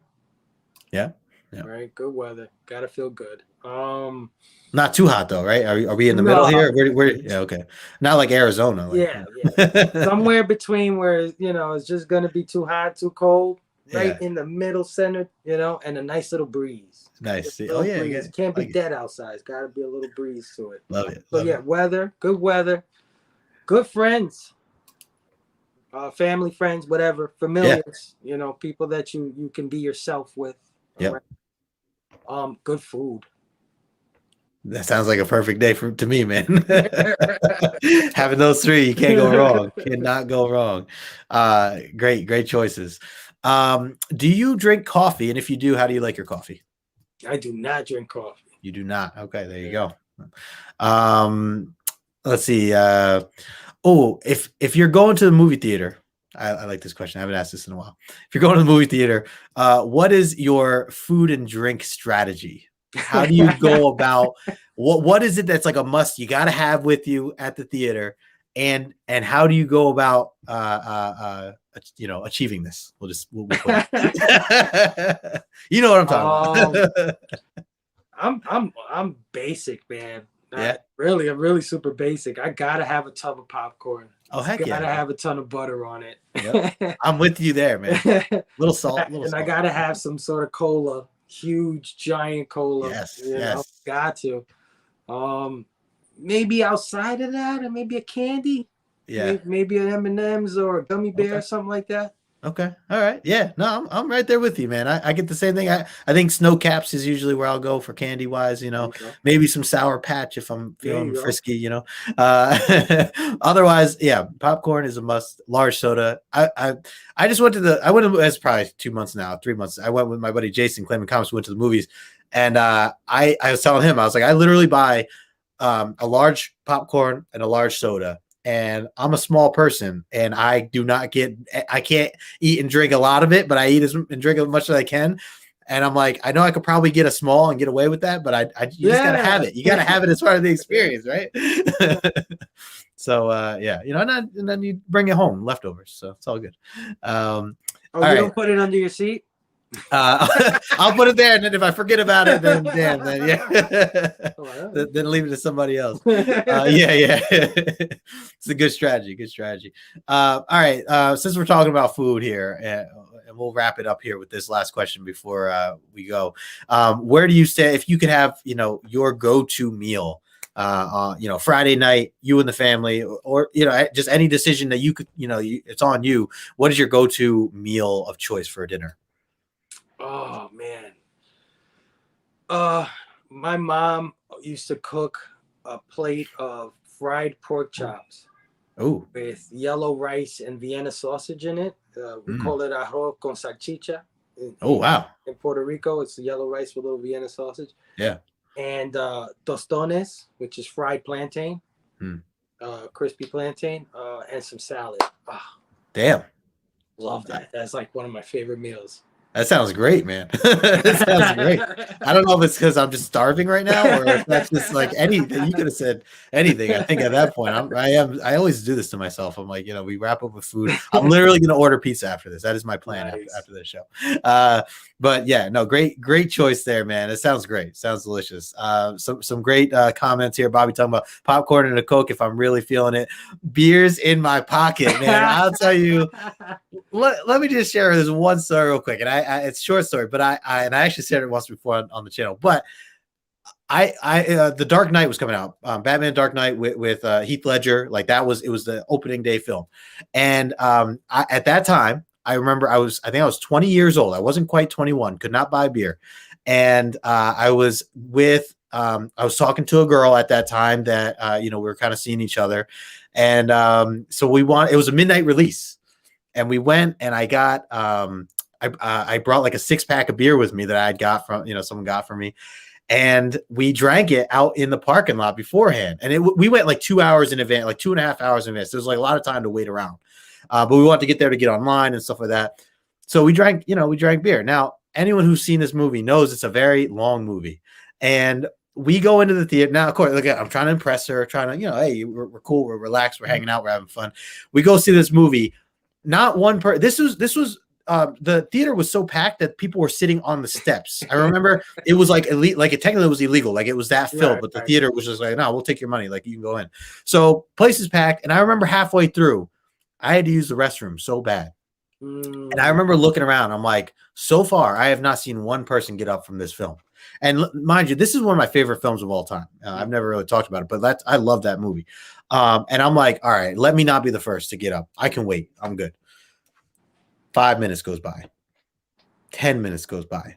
20 minutes goes by. We're like still halfway in the middle, the middle of the movie. No one's getting up. And I'm like starting to like grab my chair now at this point. I'm like, am I really going to be the only person to get up here? And I literally had to go. I had to get up and go. And I was like, I cannot believe this is a movie I was so hyped for, so excited for. And with the girl, trying to impress. And I'm an idiot and just like what, who, like, oh, come man. Like I can't be doing the two. So Bobby, bless you, man. If you can get away with that, then that's awesome. Like, like for me, I want to be there, and that broke up my focus of the film. So I can't do that, man. But yeah, if you can hold it or you can manage that, then all the power to you, man.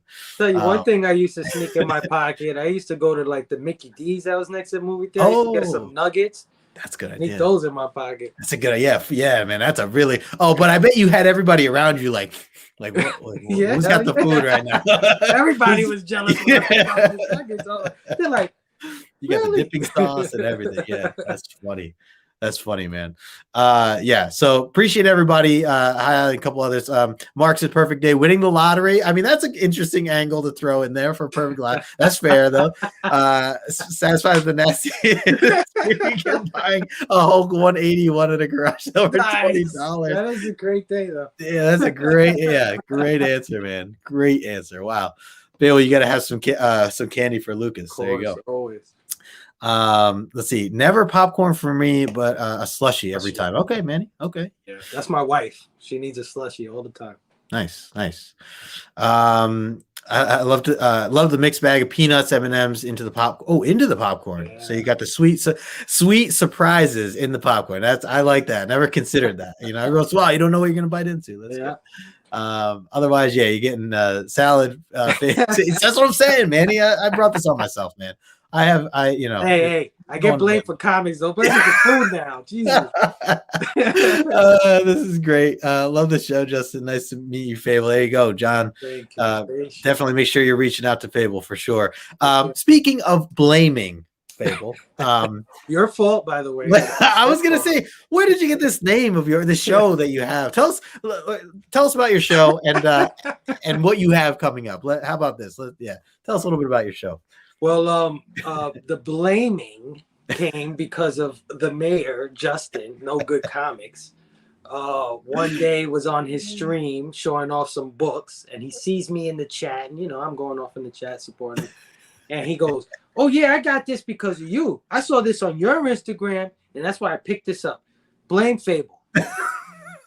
Well, what was that for? My crew is crazy, right? Like the crew I run with, they love that kind of stuff. Don't do that with them because they will run these bits into the floor, right? Yep. Next thing you know, hashtag blame Phable. All the Instagram posts. Justin's doing it. My boys in the PC Bad Bash is doing it. Everybody's blame Phable. And I'm like, what the heck is going on? I'm like, what? It was a trending hashtag. Yep. So a few months down the line, finally starting to get into doing Instagram videos and stuff. And I was like, what do I call this thing? I mean, it was serendipity. It was like blame Phable. right? Yep. I think even one of the boys said it, like, blame Phable. And I'm like, yeah. Right in front of you the whole time. Yeah. Yep, that's awesome, man. I love that you took it and ran with it, and I mean the community knows. If you're part of the community, you know, like it's just like if you know, and it's always a good laugh. It's always a good laugh, and it legit came from the heart for me because we were always teasing each other both ways. It wasn't even just I know I got you to buy some books too, like I know absolutely. I'm just as guilty as you, like, and that's what we love. We were just showing off, all these awesome variants, especially during like the Batman stuff that was coming out. We were exploring DC and all this. Well, stuff. that's our bit. Like anytime somebody gets you to buy something that you didn't see before, hear of before, whatever, is blame that person. Yeah. Blame Justin. Yeah. Blame.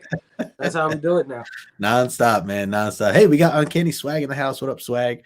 Appreciate everybody in the chat right now. It's really been a lot of fun. And a huge thanks to you, Phable. Thank you so much for hanging out. For being part of this. I know, obviously we've known each other now for a while. I consider you a very good friend. And I can't wait to one day hang out with you. I know that we're going to make that happen eventually. Hopefully I'll be there when you do get your first Comic-Con, your new first Comic-Con experience. That'll be awesome. But anything else that you want to plug here before we go that you want to shout out or anything of that nature? I'll give you the floor here. Here you go. Yeah. So definitely follow me on Instagram. I'm there as one collection down, one underscore collection underscore down. Basically, I do. I put up a bunch of books, cool books that I think are cool. At least some toys I'm starting to get into. I want to get into video games, posting that on the gram.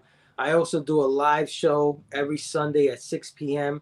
And as it so happens, tomorrow my special guest is none other than the mayor himself, Justin. So if you guys love hanging with us this afternoon, hey man, let's continue this tomorrow at 6.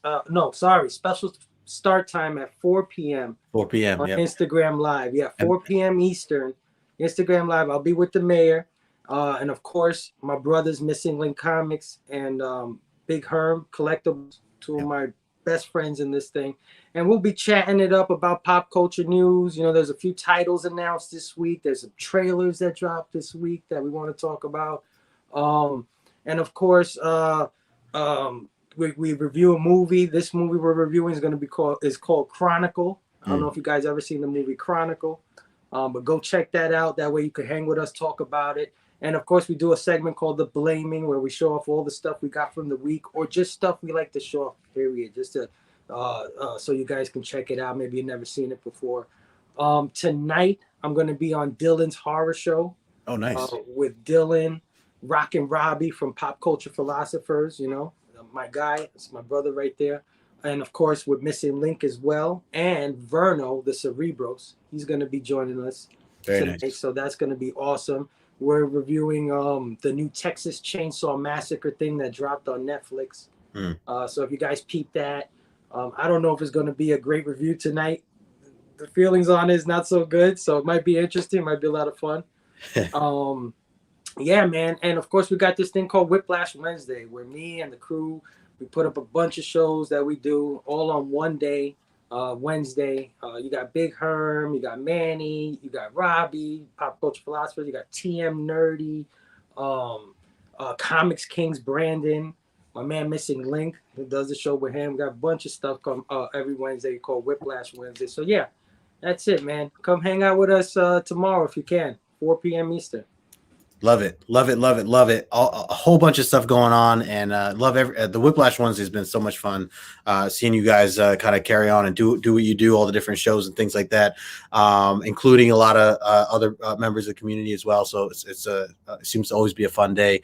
And yeah, I'm looking forward to tomorrow. I wanted to thank you again for adjusting the time, working with me on the time. I appreciate that. So yeah, like Phable just said, 4 o'clock Eastern here, and we'll be. You're as important as the Super Bowl. No, man. Last week I moved the show for the Super Bowl. So, you're as important. That's right. As the Super Bowl. Yeah, we're like, we gotta. Yeah, I was like, the minute the football's over, I'm good. I can, my world is, y'all will be seeing me stream a lot more on a Sunday. That's how it is every year, man. I shut down on Sundays during the season. Hey, quick hello to Rod, Station Rod, Just a Weekend in his comics. Thanks for swinging by. Also, Big Herm talking about Battlestar Galactica. Yeah. Let's talk about the remaster. Whiplash Wednesday, our show that we do is called Let's Talk About It Remastered, which is like the show we do on Sundays, just a little longer with a little more segments, and it's headed by Big Herm instead of myself. Yep. And we're reviewing the sci-fi classic Battlestar Galactica. Have you ever seen Battlestar Galactica, brother? I have not. I know it. I never got into it, and I actually thought about recently exploring it because John from John's Comics with Kids is a big fan, and he's talked about it. Suggested, brother. Really? Okay. Yeah, we're having a fantastic time revisiting these episodes. Herm is cool. it for the first time, and Herm is loving it. So watching him love it, awesome. That's awesome. That is very cool. Maybe I might dabble in that because I wanted to start. I've been getting in a lot of older like sci-fi, not older, but just like things that have been out, over the past few years and stuff. And that was one that was kind of brought up because, like I said, John was a big fan of it. Holds up. He talks about totally it. holds up. Yeah, that's good. Right now. I'm watching Star Trek Next Generation, nice. Which was really random for me. Last year, I started to dabble. I watched an episode here and there. I did that one about a year ago. I did the whole. Oh, nice. Yeah, I'm gonna later today. It's on my list. I want to watch some of that just to keep that going. But for random reason, I'm like, I'm actually just really enjoying this. This is a lot of fun. Yeah. So we got Q in the house. Station Q. Here's the funny thing. Yeah. You watching Star Trek: The Next Generation, right? Yeah. Some of the greatest episodes of that run were written and produced by the guy who made Battlestar Galactica. Oh, wow. Okay. So it's connected. So you should naturally progress to Battlestar to continue that kind of man. Yeah. writing. That's cool. That kind of style. Yeah. I had no idea, man. Had no idea. And I could see myself liking Battlestar even more because it's more modern. A little bit more with the times. There's definitely some of the stuff's a little harder to watch sometimes with some of the older stuff. That it's just not the effects are not as fancy as they are today. But I still really am enjoying the stories and the characters. Yeah. Also real quick, we got a super chat from my man Rod saying, "Good stuff, bro." Thank you so much, Rod, man. I really appreciate the $5 super chat here. I gotta play a couple videos here for you, and this one just seems fitting since Fable's here, so we'll play this one. Magic Lasso, what's going on, dude? Hey, look, I know you're a big Wonder Woman fan, but I gotta tell you, I just read some Batman before, and hello? Phable, what's up, brother? Station, yes, that's what I meant. Station, yeah, man. Hey, look, that's what I meant. It never gets old, man. Never gets old, though. So good. Thank you again, Rod, man. I appreciate the super chat. Everybody hanging here right now. Again, thanks for your time. It's been a blast, Phable. Obviously a long time coming, and I'm glad that we were able to do this. And I know this wasn't your first time on the channel. It's also not the last time on the channel. Definitely want to have you back again. We'll have to talk some more comics and other things. So we'll plan some stuff out one day soon. But again, appreciate you, everything that you do for this community. I have to say, man, I just want to take a moment too, because like we joke and people call me the mayor, and like you started that essentially, which is funny. Now we're talking about blaming. Right? I legitimately feel like you are that fitted name of a mayor-esque look at, because you are loved by all, man, and you support all, and that's like it's you always put your heart into that. And you see it, you wear your heart. Like I just see the love that you have for this community, the time that you put into everyone's streams, everyone's content, helping people out, the music, support any way that you can. You're always there. I know people call me the mayor, but I just feel like it's you, man, that you are like that. I'm getting choked up here, but like, I genuinely mean that, man. And I will say, you guys still call me the mayor, though. I'm just saying but I just want to say thank you, just generally speaking, man, because you've always been such a great person.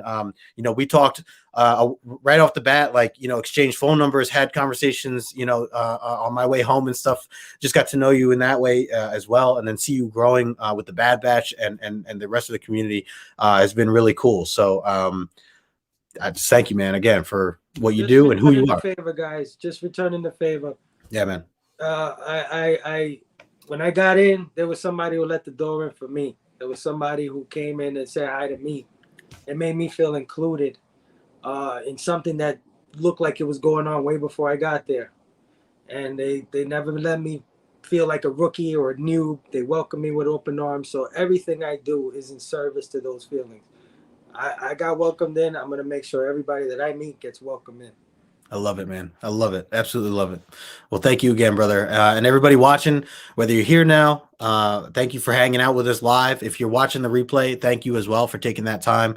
Make sure you smash the like button. Make sure you're following Phable. If you're new, if you never met Phable before, hopefully this is some nice insight on Phable and his origin story. And make sure you sub up to him and reach out to him over on Instagram. Continue to grow this community here. So everybody, thanks again. And I will be back. What is February 19th? Yes, I'll be back next week with Big Lion Cat is going to be my guest for next week. So looking forward to it. So until then, if you guys are not doing anything tomorrow, hopefully we'll see you then. Otherwise, we'll catch you soon. But have a good one, everybody. Take care. Peace. Peace.